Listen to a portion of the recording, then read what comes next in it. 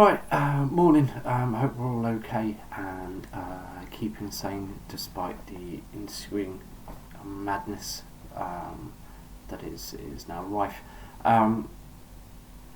Yeah, I've been self-isolated for a little while now, and I thought, alright, I'll try and give something back and try and keep sane by doing a little reading, doing a little thinking, and sharing some ideas together. So if you want to share some ideas and you find yourself sort of locked up in a room with or a house with a spouse or a partner that is possibly getting a little bit on your tits already, I know we're both there, but I thought we'd sort of go through some ideas that are possibly have a hopeful sort of outcome, a positive outcome, or certainly a positive perspective on what is a difficult times, and that is this. So Deleuze and Guattari's 1,000 Plateaus.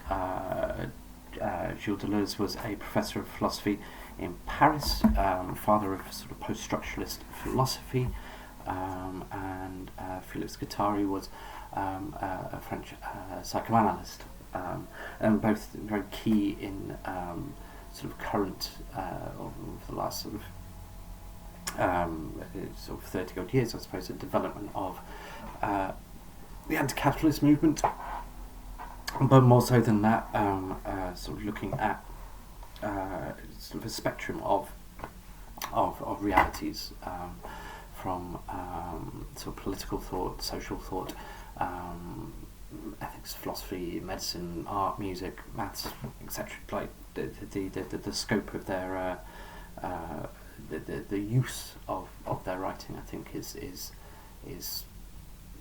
bewildering. And this is the thing, and maybe I thought this was why this is good reason to use and to look at this book, as they themselves, or understanding their texts. They're so complex, right? But when we apply the ideas from their own text to their text itself, start sort of coming up with some sense, I suppose. And say sort of, I thought sort of keep a sort of eye on sort of their ideas of the rhizome, as it's the introductory chapter, and ideas of multiplicity, which go into in a second. I think this is just a justification video of why looking at this. So first of all, they say books, texts are sort of machinic assemblages, and these assemblages, these machines, only make sense if they are plugged into other machines. I think they use the sort of example of the Kafka machine only works if it's plugged into the bureaucratic machine. Okay, we have things like the war machine, the love machine, etc. So what we do, or I'm trying to think of it in terms of, is plugging 1,000 Plateaus into the apocalyptic machine, or the pandemic machine, or the social isolation machine. Okay,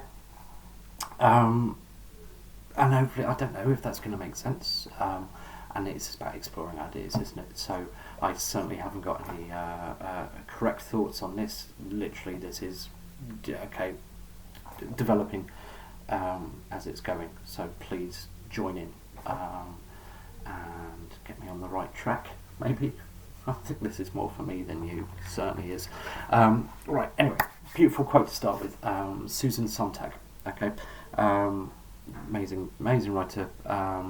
And she said that the popularity of the rendering of sort of the post-apocalyptic vision, whether it be in science fiction novels, in visual art, in films, wherever it was, the popularity of that, and certainly the popularity of showing the Western world in its post-apocalyptic form, spoke to a fantasy of living through one's own death, and more the death of cities and the destruction of humanity itself, right? And through that sort of death, she said there's a release, there's a catharsis, like similar to sort of Greek classical tragedies, right?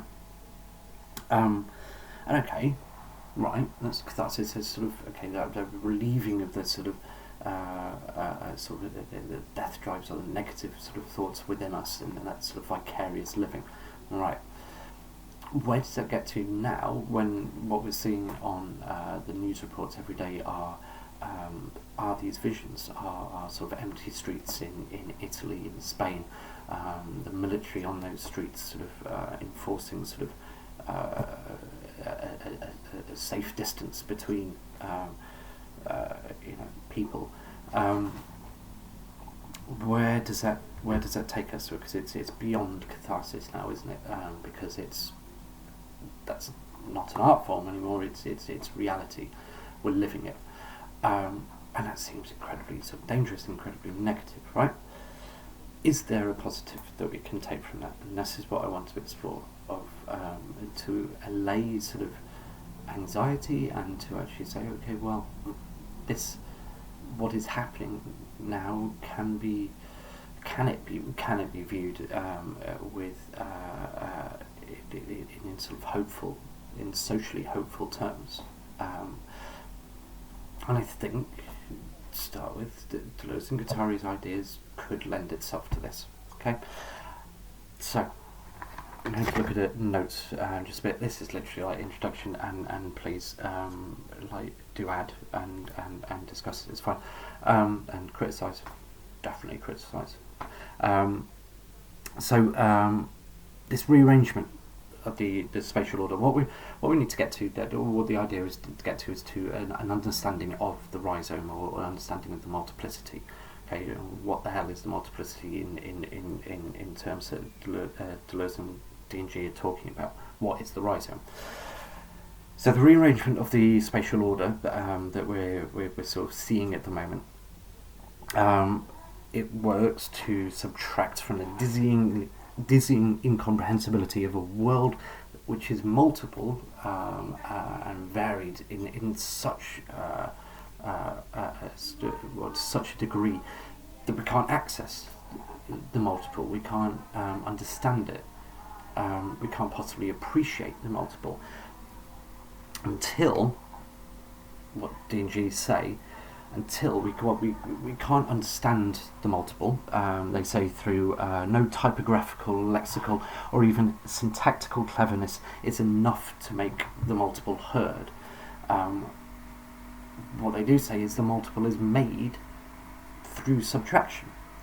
So this recent pandemic, which is the most sort of globally visible, shocking sort of manifestation of subtractions that our world has seen for decades, it sort of can possibly give us access to an understanding of the multiple. So multiple is not made by adding a higher dimension, but rather in the simplest of ways, by dint of sobriety, with a number of dimensions one already has available, but always n minus 1. So the only way the 1 belongs to the multiple, always subtracted. So do we see now society as a truly connected multiplicity? Do we see, by subtracting ourselves and the society subtracting us from this world, do we see the multiple in its true form? Because are we now sort of yearning for that? Are we having more digital connections? Is there more sort of sympathy, kindness? Is it developing a sort of line of flight, in D&G's terms, of emotional and social connection? Is it? I don't know. So I'll leave it there for the moment on that thought. Is it? Possibly. And then come back later with looking at the principles, these sort of 6 principles of the rhizome. But yes, any comments or thoughts, please? please share.